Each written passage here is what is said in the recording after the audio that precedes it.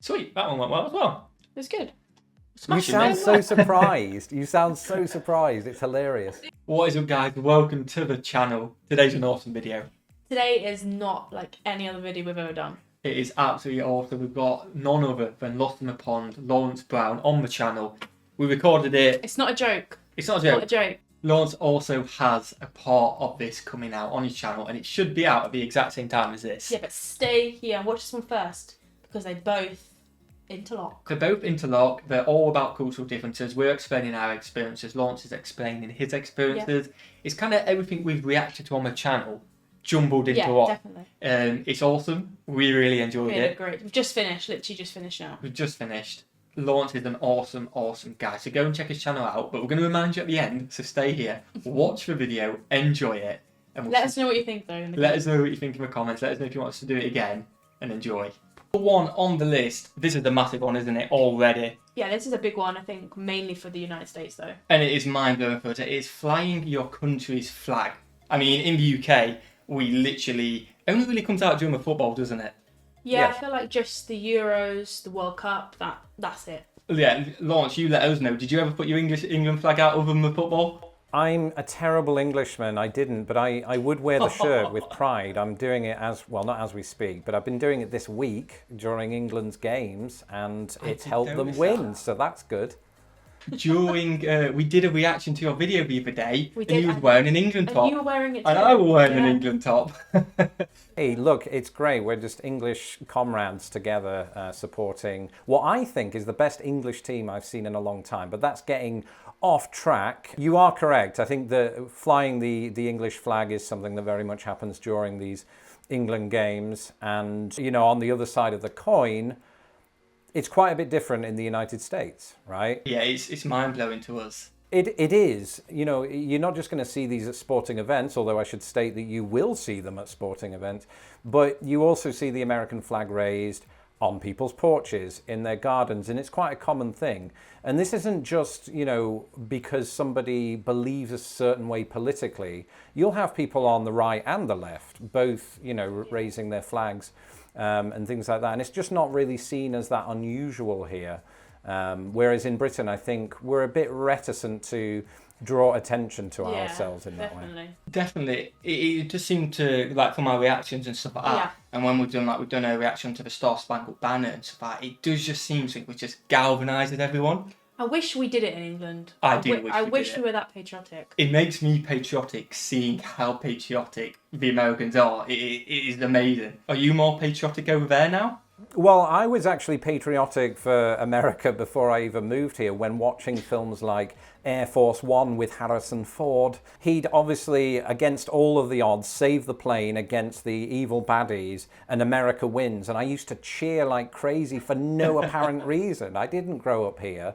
But I think that that's something that's common to a lot of people that watch sort of American blockbuster films in Britain. Yeah. They almost feel this weird sense of patriotism of, yeah, we did it and destroyed the bad guys and kicked some ass, you know. And and so I think in a weird way it does go hand in hand. I suppose that just highlights the Hollywood influence, doesn't it? It is definitely so massive in the UK. Okay, so next up is tipping. So I feel like even though we do it in the UK, it's definitely not as much of a big thing as it is in the United States. Definitely. You know, we tip delivery drivers, maybe hairdressers. Restaurants we do tip. We don't tip at bars necessarily, do we? No. Have you ever tipped at a bar, Lawrence? You know, I didn't. I never did when I was in the UK. But actually, many years ago, at the start of my channel, I did a video all about kind of some of the differences, and tipping was one of those things. But some British people brought me up on it to say that, well, actually, we do tip in the UK, as you just pointed out. I think that the key difference is it's not built into the kind of the business culture of restaurants or bars, whereas it absolutely is expected in the United States. And that's something that it threw me for a loop, I think, when I first moved here. Actually, even before then, I flew into Philadelphia airport once as I was visiting Tara, and I got a drink at the bar because, you know, I'm British and that was my fluid. Got to do it. At the time, exactly. But I turned to the person sitting next to me and just asked them, what is the right thing to tip here? And I had to take this stranger's word for it. And they said, around about 50% of the entire... That's not true. But he was clearly having me on, as we say in the UK. And I didn't know that. And I actually did give the waitress 50%. She was very happy, I think. Wow. I'm going to say, I bet you thought you were going to come back every day and she's best customer ever. Yeah, sadly I didn't have the fortune to frequent Philadelphia Airport on a daily basis, but had I achieved that, then maybe I would have done it, because it felt good to make someone happy. I can say, and you put a smile on two people's face there, hers and the person who's absolutely mugged you off. Yeah, exactly. Exactly. The only people not smiling after were me and my fiance, because we looked at our bank account. We try our best to tip as much as we can, when we can. Obviously, there's times in places like bars, we just wouldn't tip here because... I've never experienced it in a bar. No, it just doesn't see... It's not what we do. It's not part of the British culture. But definitely restaurants we tip. Definitely restaurants. I tip hairdressers. Well, and also in the United States, there are some circumstances in which servers, they're not paid a livable wage, and they have to often rely on those tips, so it can be quite a tricky situation, and I always make sure to tip well if I can. Definitely. I mean, we did go to New York, didn't we? And that was thing we did fine, like you say, it's the high end's 15%, but luckily we were warned about it, wasn't we? Yeah.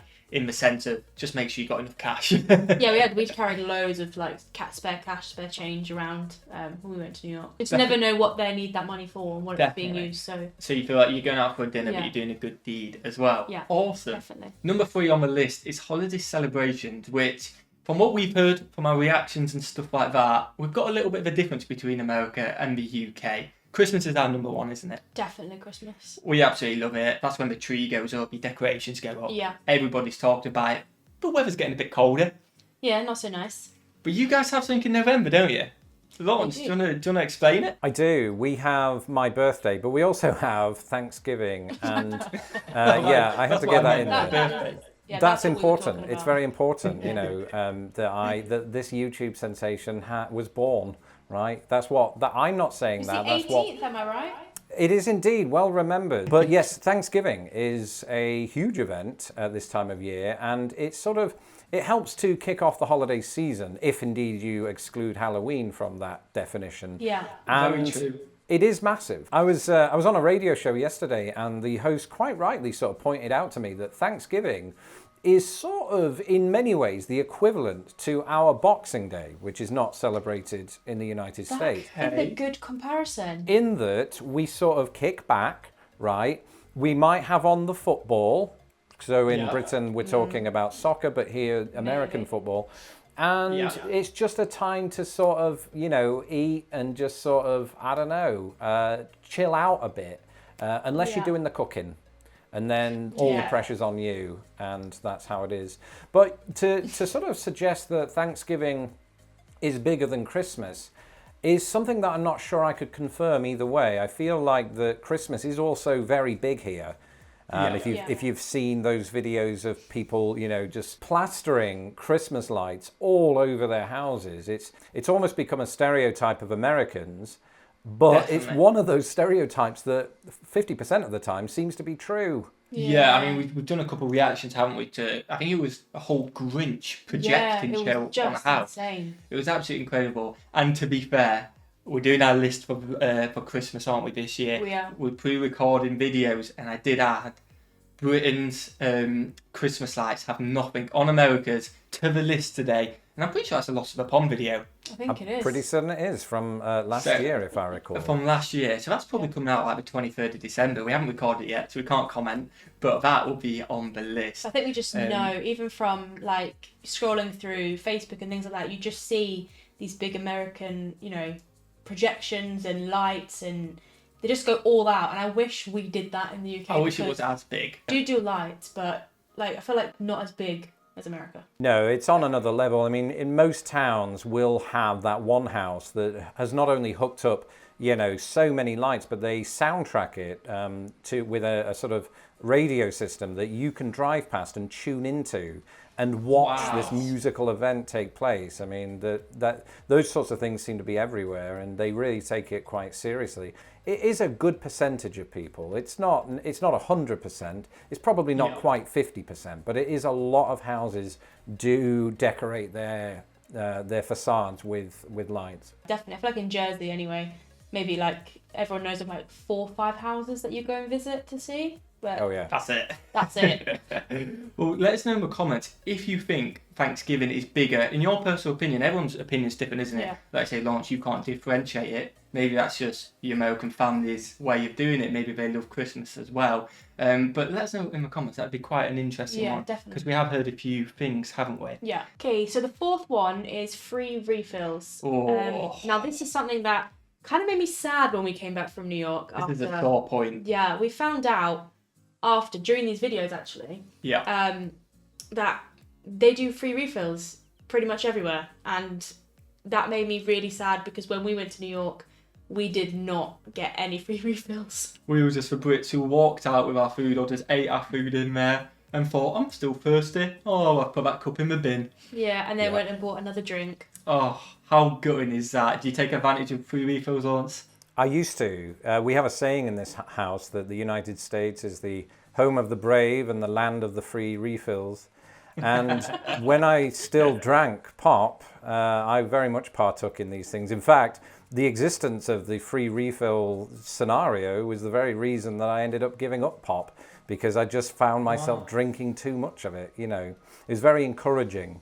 You'd be in most restaurants, I suppose, fast food restaurants, sort of offer this to you, and you have your 16-ounce drink or whatever the size is, and you know, you think, oh, that was a nice Coke, and the fact that it's free, it just sort of says to you, you have to get it. You know, why not? Exactly. And so that was bad on both my stomach and my teeth, though they were already British, so there was no hope there. We always say we've got good gnashes. We always say we've got good gnashes. I don't mind my teeth. Yeah. I think we've got good gnashes. Yeah, I mean, I've got decent actually. They're holding up, put it that way. But they were on a slippery slope with those Dr. Peppers. Ironically, but that's I don't such a think good drink. It's a great drink, but I don't think Dr. Pepper has a PhD. So free refills they're just a big part of, you know, sort of fast food culture or what have you. And I think it was Taco Bell who originated it. Which makes sense why it isn't a UK thing, I suppose, if it's an American thing, which hasn't been, it may be in London now, Taco Bell, but it hasn't been there for a very long time. If in Taco Bell London, they do free refills. I wonder, because we've only ever been to one place in Jersey and in England who do refills. And that was Pizza Hut. That was Pizza Hut. And then Pizza Hut went bust. They shut down in Jersey. Oh, wow. At least in Jersey. Final one on the list is a confusing one, isn't it? This confuses me a lot. Especially when we went to New York. Sales tax / VAT. If you don't know what VAT is, it's basically what we have in the UK. And I'm not sure on the actual number right now, but I believe it's normally around 17.5%. This is something that was a source of confusion for me too, especially the first time it happened, where I think what you're referring to is when you go into a store in the United States and you see the price tag and you think, oh, okay, I've got the exact change. Like, who thinks that way nowadays? But back then, I had cash, right? So I was trying to really super budget, and I thought, I can afford this thing that's $7.99 exactly. But when you got it to the till, the cash register, they add on what you rightly referred to there as sales tax, and it bumps the price up. Not by a huge amount, but it's not an amount that 30 seconds prior you had budgeted for. So you really have to be aware of that, I think, when you're moving here. I've lived here now for 14 years, and I'm just used to it now. You know, I know that that's coming. How does that work in the UK? Well, I've like the fact that we include it in the final price. Yeah. Well, I feel like maybe that's because I'm just used to it. The sale price like needs to be a final price, isn't it? Yeah, it just kind of makes sense in my mind. Like, then I know exactly what I'm paying. It's a small qualm to have. I don't lose sleep over it. But when it happens, it's, you know, it's a source of deep regret.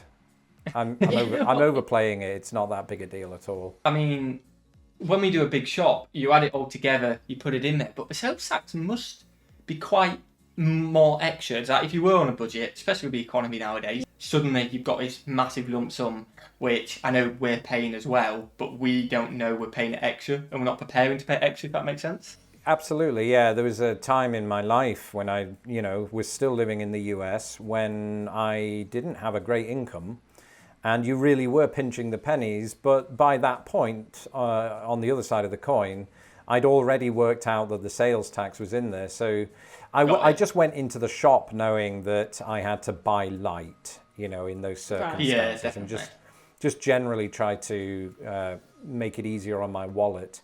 Yeah, so I think that the sales tax thing, it's a shock at first, but it's one of those things that you very quickly get used to. And then it just becomes day and Normal, night. yeah. I guess it's similar to the VAT. You pull out your receipt, you see the VAT. If you've never seen it before, it's, oh my God, I'm paying that much tax. Mm-hmm. But then you just get used to it, don't you? Yeah. All right, guys, that is our 5 cultural differences. Hopefully it explained a little bit from the American side, even though Lawrence is a Brit hiding in America, and he has obviously the British experience as well, but from our British side as well. And I hope you enjoyed the little banter between us. Thank you so much, Lawrence, for coming on the channel. We really enjoyed it. It's been fantastic. Thank you for having me. And I look forward to doing this sort of thing again, because I get very lonely in my studio where I sleep every night.